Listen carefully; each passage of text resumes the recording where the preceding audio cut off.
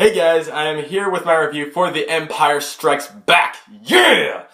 Alright, now first of all you might notice that I'm not holding the camera out like that, like I normally am. I actually have a little thing that that's holding my camera. It's not a tripod, but it's this whole thing back here that holds it in there. I'm doing that just so I can have this be more simple. So here we go, The Empire Strikes Back. Okay, so The Empire Strikes Back came out in 1980, and it was the sequel to the original Star Wars, of course. And in every way possible, this movie just steps it up. And I'm gonna warn you guys, if you haven't seen my original Star Wars review, this review contains spoilers. So if you have not seen this movie, get out of here. Okay, so The Empire Strikes Back starts off with the opening credits, and we can, or not opening credits, but opening crawl. And you can see from that, not only is the Empire pursuing the rebels, but Darth Vader is pursuing Luke Skywalker with a vengeance. And yeah, because you know, Vader knows that Luke is the guy who blew up the Death Star, so that's just how it happens. Now, in The Empire Strikes Back, Vader is just 100 times more evil than he was in the original Star Wars. And we do get to learn a little bit more about Vader because there's actually this one scene where you see the back of Darth Vader's head right before the helmet comes on, and his head is just all scarred up. He has no hair, and you're like, whoa, he needs that robot outfit. Vader's actually a damaged dude. That's awesome.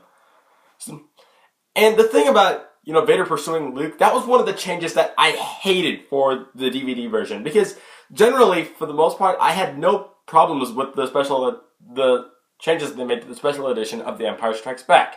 I'm trying to remember some of the ones that they had. I remember they gave the Cloud City windows because I liked that. It felt more open.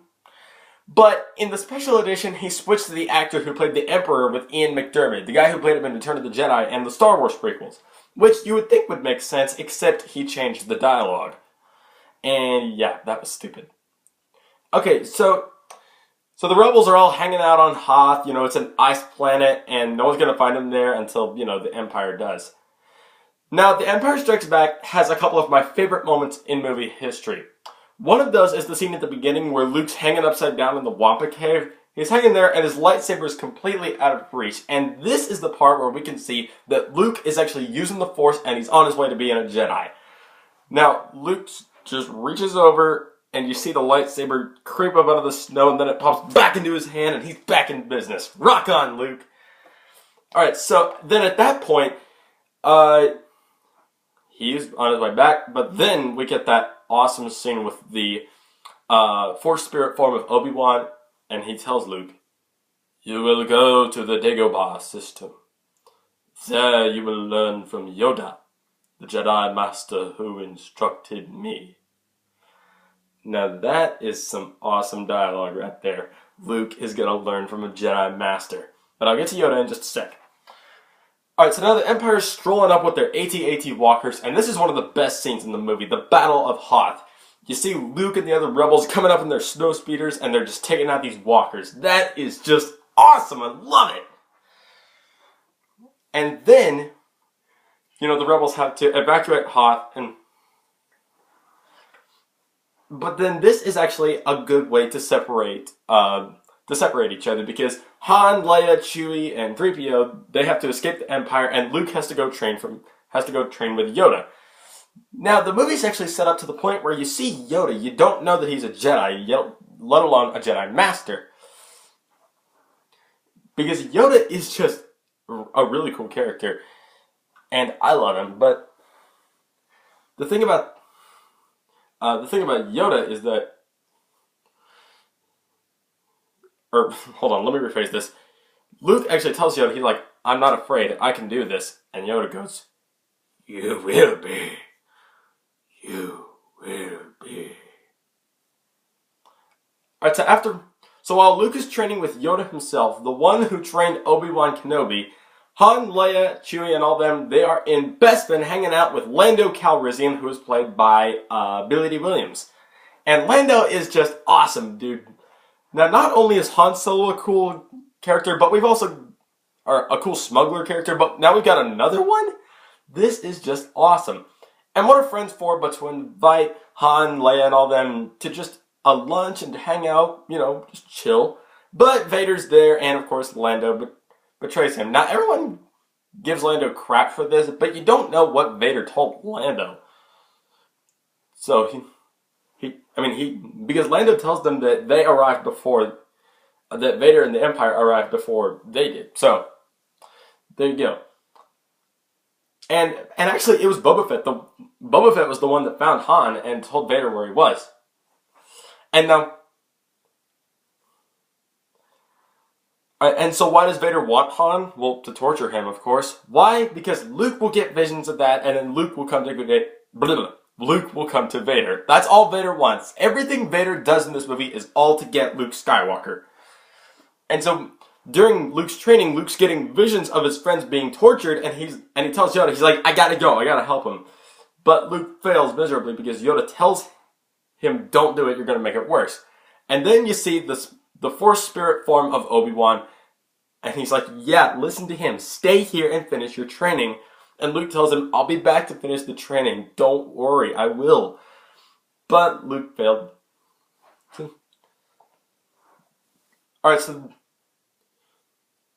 Alright, now the second scene that is one of my favorite moments in movie history in this movie is the scene where Han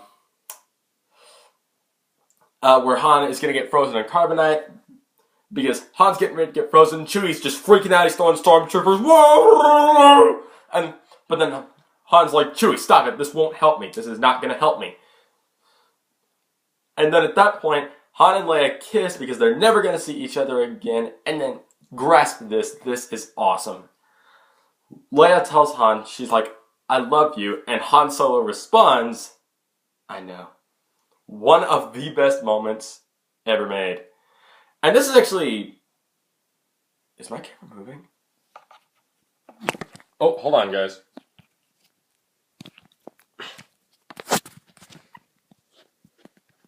There we go. Okay.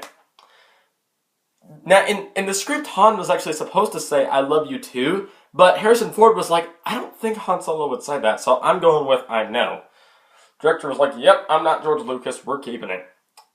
Now, and the thing is, Vader said if Solo died in the carbonite, then he wouldn't do it to Luke. So, alright, and then Han gets sold off to Jabba the Hutt, and then Luke arrives at Bespin, and then we have the Luke versus Vader fight. The first one. And this is just awesome. This is actually better than the Death Star assault at the end of the first film. Because you can see Luke is actually picking the fight because he's not ready to be a Jedi. He strikes his lightsaber first, and don't do that, Luke. And you can see Vader could have just wasted him at any time, but he's just one hand blocking all of his moves. He's like, you're no threat to me, dude. But then Luke falls back into the carbonite pit, and Vader's like, all too easy. He just does, he's like, yep.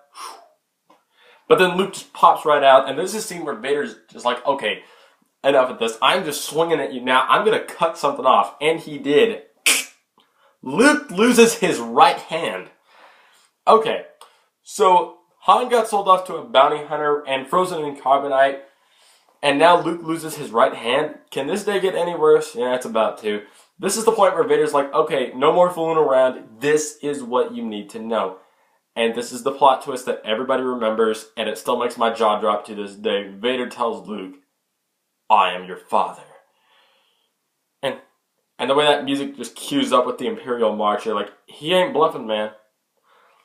And Vader tells Luke, he's like, together we can rule the galaxy as father and son and kill the Emperor.